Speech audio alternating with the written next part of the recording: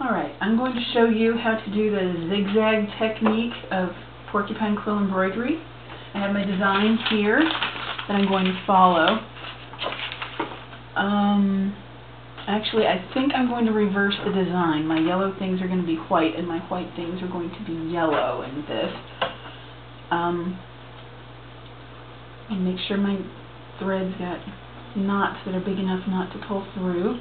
I'm going to start, I have 3 rows of zigzag quill work I'm going to do on this piece, and I'm going to start with the center row first. Then I can work out from there. That kind of helps me make sure that my work is going to be even whenever it's finished. I mean, not even on both sides, evenly spaced. Okay, what I've done here is just taken the thread and taken the needle and thread, and I start somewhere in my pattern and I go out to the corner point of where I'm going to be working, and then I pull through there, and then I do a back stitch, which basically is about an 1/8 inch long and about 1/16 inch back again along the line that I've drawn on my leather. And then when I pull that up, I have a loop that I can use to hold the quill down. Now I'm going to use white quills. And I take one out, and I'm going to press it down flat with my flattener.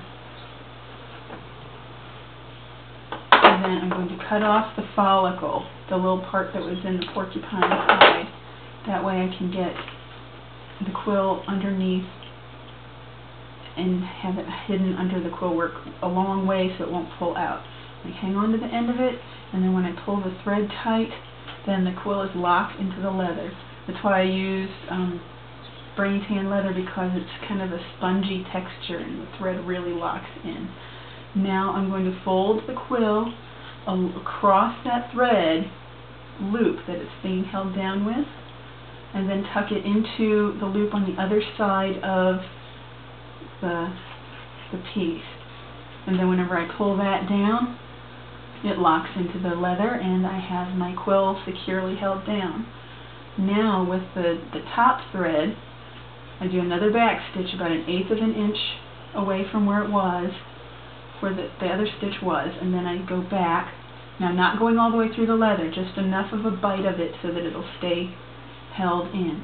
Now I'm folding the quill across the bottom thread and then tucking it into the loop I made on the top. I'm holding it down with my thumb to make sure it's nice and flat there, and then when I pull, it locks into the leather. I just keep doing that. I'll show you till the end of this quill how it looks. Just like that, and keep folding it over and over. It may be helpful to use 2 very different colors of thread, like a red and a green, and make sure like the green's on the top and the red's on the bottom, so that you know which is which and you don't get them confused. Because it's really annoying when you find out you've taken the top thread and sewn it to the bottom, and you got to stop and you got to undo stuff. So it's just back and forth like that. Now I am about ready to add another quill, so I can show you that way that's done.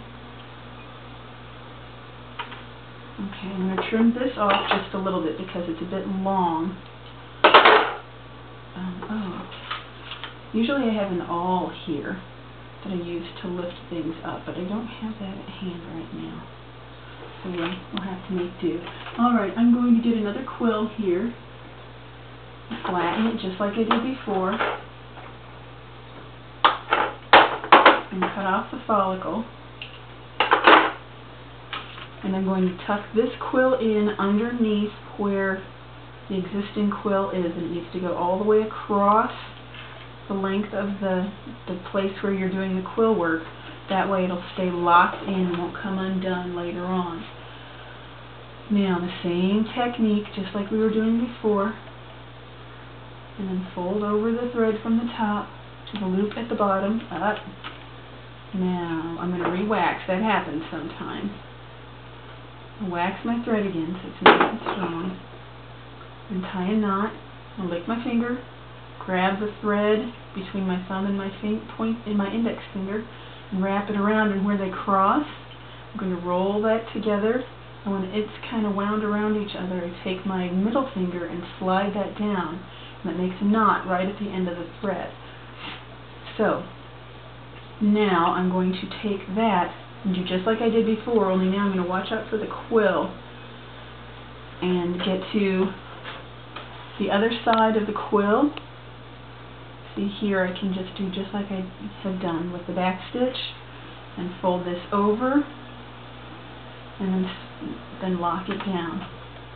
I'll do that for a little bit and then I'll show you how to end it, and then you'll be able to do some zigzag on your own.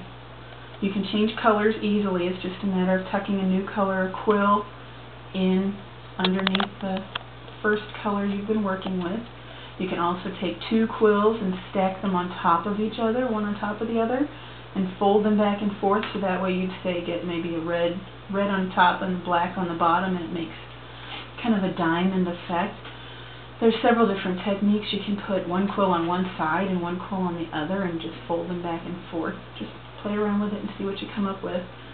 Alright, now if I were to end this, I would do the same stitch just like I did before, but instead of just passing the quill over and locking it down, I want to take the thread and wrap it around the quill underneath and over the top, and then whenever I pull that loop, it will take the quill and turn it up. And so now what I can do is take, if I had my awl with me, I could take it, and this will do for now, and tuck it underneath the piece, and then you can't see the end. And what you do to finish off the threads is you take them and you just do a couple little running stitches into the leather, and that locks the thread into the leather and it's not going to come loose. And you can just at that point just cut here, and that ends the piece that you're doing. I'll show you again for the other side. Just take a little stitch into the leather. Because of that spongy nature, it just disappears into the leather, and do another stitch just like that.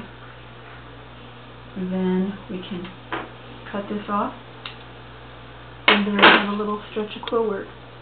This is zigzag technique in porcupine quill embroidery.